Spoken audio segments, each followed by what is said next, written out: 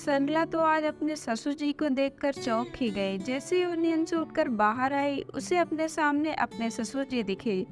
तो सरला की तो आंखें फटी की फटी रह गई। कुछ देर के लिए तो उन्हें घूरती रही, क्योंकि उसे यकीन ही नहीं हो रहा था कि उसके सामने उसके ससुर जी खड़े हैं। वो अपने मन में सोचने लगी, काश मेरा पति भी ऐसा ही होता तो कितना अच्छा होता। सासू माँ कितनी किस्मत वाली हैं। तभी उसे अपने पति यानी विवेक पर गुस्सा आने लगा। कमरे में झांक कर देखा तो विवेक खर्राटे मारकर सो रहा था। सुबह सुबह ही सरला का मूड खराब हो गया। वो अपने काम में लग गई। ऑफिस जाने से आधे घंटे पहले विवेक उठा और रोज की तरह आनंद फानन में नहाया और तैयार हुआ और बिना नाश्ता किए ही चला गया। अब तो सरला ने विवेक को सबक सिखाने का ठान लिया। फिर उसने सोचा कि प्यार से समझाने का असर तो कभी हुआ नहीं, लेकिन अब ताने या गुस्से का भी कोई फायदा नहीं होने वाला। मेरे पति बहुत ढेठ किस्म के हैं, उन्हें अलग तरह से समझाना पड़ेगा आज भी। उस दिन जब विवेक बिना नाश्ता किए निकल गया तो हमेशा की तरह सरला ने गुस्सा नहीं किया, क्योंकि उसके दिमाग में तो सिर्फ उसके ससुर जी चल रहे थे। वो अपने ससुर जी से बहुत ज़्यादा प्रभावित थी। उसे हमेशा से अपने ससुर जी जैसे आदमी पसंद थे, लेकिन बदकिस्मती से उसके बेटे विवेक में वो नहीं थे। जब विवेक से सरला की शादी हुई थी, तब भी सरला के माता पिता ने उसके ससुर के स्वभाव को और समाज में उनके नाम को देखकर ही झट से शादी के लिए हाँ कह दिया था। ससुर जी रिटायरमेंट के बाद वे सुबह जल्दी उठकर नहा लेते, वॉक पर जाते, फिर घर आकर पूजा पाठ करते और शानदार कपड़े पहनकर रेडी हो जाते। रिटायरमेंट के बाद वो घर में नहीं बैठना चाहते थे, इसलिए उन्होंने पार्ट टाइम जॉब ज्वाइन कर ली थी। पैसे की कमी तो नहीं थी, लेकिन ससुर जी को घर बैठकर आलसी नहीं बनना था। बहुत शौकीन इंसान थे। घूमना फिरना, तैयार होना, नए नए कपड़े, जूते, घड़ियां लाना, परफ्यूम लगाना, कुल मिलाकर हमेशा अप टू डेट बनकर रहना उनका शौक था। वो आए दिन सासू माँ के लिए तोहफे लाते थे और दोनों अकेले ही घूमने निकल जाते थे। कई बार तो सासू माँ को पिक्चर भी दिखाने ले जाते थे, लेकिन जब सबके साथ जाने की बात करते तो विवेक हमेशा कोई न कोई बहाना बनाकर मना कर देता। विवेक अपने पिता से बिल्कुल उल्टे स्वभाव का था। वो सुबह देर से उठता, दौड़ता भागता, भूखा प्यासा ही ऑफिस जाता। थका हारा जब घर को आता तो बैठकर टीवी देखता या अखबार पढ़ता, और फिर मैं कुछ बोल देती तो चिड़चिड़ कर के सो जाता। सरला तो अपने पति के स्वभाव से परेशान ही हो गई थी। आखिर उसकी शादी के अभी 2 साल भी पूरे नहीं हुए थे।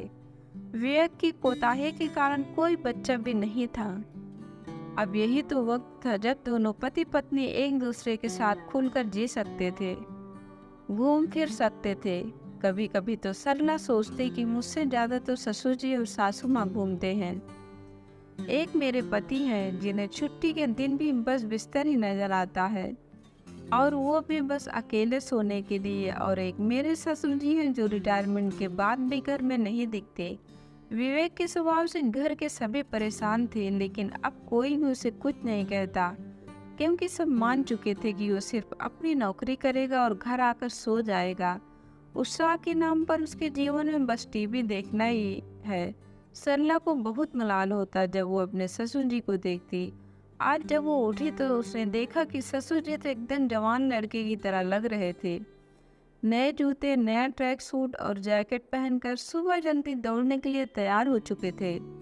वो चौंक गई कि मेरे पति से ज़्यादा जवान तो मेरे ससुर जी लग रहे हैं। इस उम्र में भी इतने एक्टिव हैं, और एक मेरे पति हैं जो खर्राटे भर रहे हैं। उसे अपनी शादीशुदा जिंदगी उदास लगने लगी थी, क्योंकि विवेक में तो किसी चीज़ का कोई उत्साह नहीं था।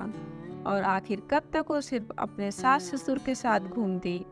एक दिन उसे उदास देखकर ससुर जी ने खुद ही दोनों के लिए चाय बनाई। चाय लेकर उस सरला के पास गए, कहा, बेटा बहुत परेशान लग रही हो, मुझे बताओ क्या बात है। सरला ने अपने दिल का सारा दुख उनके सामने बयां कर दिया। उसने यह भी कहा कि काश इनमें भी आप जैसे थोड़े गुण होते। आप जितने जिंदा दिल ना सही, लेकिन जिंदगी का थोड़ा तो उत्साह होता।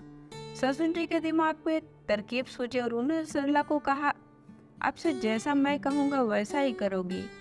कल से सुबह 5:15 पे ट्रैक सूट पहनकर रेडी हो जाना, हम दोनों साथ में मॉर्निंग वॉक पर जाएंगे। सरला कुछ समझ नहीं पाई, उसने अपने ससुर जी की बात मान ली।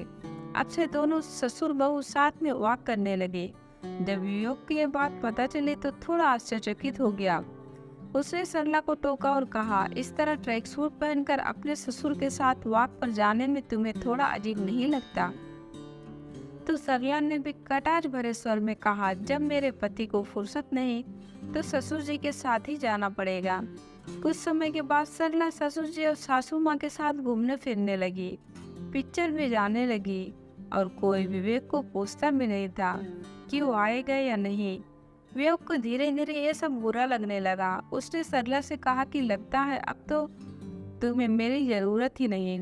सरला ने भी प्यार से ताना देते हुए कहा, अगर आपके भरोसे रहूंगे तो मेरी जिंदगी भी आप जैसी ही उदास हो जाएगी, इसलिए अब मैंने अकेले ही एंजॉय करना सीख लिया। विवेक को यह जवाब अखर गया। अब तो छुट्टी के दिन भी वो अकेला ही घर पर सोता और सास ससुर जी और सरला कभी पिकनिक पर चले जाते तो कभी लॉन्ग ड्राइव पर निकल जाते, लेकिन कोई भी विवेक से पूछता नहीं। एक शाम जब साथ बैठे थे तब ससुर जी ने कहा कि बहू तुम भी अपनी पैकिंग कर लो, इस बार हम तीनों साथ में घूमने चलेंगे। मैंने 3-4 दिन का प्रोग्राम बनाया है। अब विवेक तो चौंक गया, 3-4 दिन? आखिर आप लोग कहाँ जा रहे हैं? मुझसे भी पूछ लिया होता, मैं भी छुट्टी ले लेता। विवेक के स्वर में थोड़ा गुस्सा था। तभी ससुर जी बोले, छुट्टी ले लेता? तुम शादी के इन 2 सालों में बहू को आज तक घुमाने नहीं लेकर गए। तुम क्या हमारे साथ चलोगे? रहने दो, तुम घर पर ही आराम करो। अब 3-4 दिन तुम आराम से नींद पूरी करना। वैसे भी घूमने फिरने में रखा ही क्या है। विवेक समझ गया कि वो कहाँ गलत था। उसमें जीवन को लेकर खास उमंग नहीं थी, लेकिन जब उसने अपनी पत्नी को उसके बिना एंजॉय करते देखा तो उसे झटका लगा और उसे एहसास हुआ कि अपनी पत्नी के साथ घूमना फिरना एंजॉय करना, कभी कभी उसे यूं ही बाहर लेकर चले जाना शादीशुदा जिंदगी के लिए कितना जरूरी है। विवेक ने तुरंत अपने बॉस को फोन लगाया और कहा, सर मुझे कुछ दिनों की छुट्टी चाहिए। शादी के बाद पहली बार अपनी पत्नी को घूमने लेकर जा रहा हूँ। ये सुनकर सरला तो हक्की बक्की रह गई और ससुर बहू ने एक दूसरे की तरफ देखा और खुशी से झूम उठे। उसके बाद सरला के जीवन में भी खुशी के फूल खिलने लगे और वो अपनी ज़िंदगी की पहली हनीमून पर जाने में बहुत खुश थी। दोस्तों, आपको कहानी कैसी लगी कमेंट बॉक्स में ज़रूर बताएं और वीडियो को लाइक शेयर और चैनल को सब्सक्राइब करें। धन्यवाद दोस्तों।